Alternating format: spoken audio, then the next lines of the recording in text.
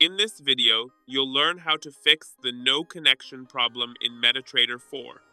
If you're trying to open or close trades and see a message saying there's no connection, this issue is usually caused by a few common reasons. One possible reason is that you're attempting to trade while the market is closed. Make sure you're trading during active market hours, as MetaTrader 4 will not connect properly when markets are closed. Another common cause is a poor or unstable internet connection.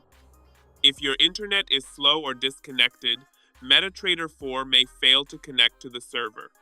Ensure that your internet connection is working properly, and if necessary, turn your data or Wi-Fi off and back on to refresh the connection.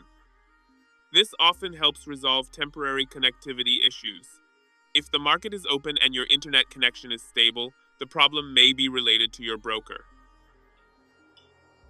Sometimes brokers perform system upgrades or maintenance, which can temporarily interrupt the connection.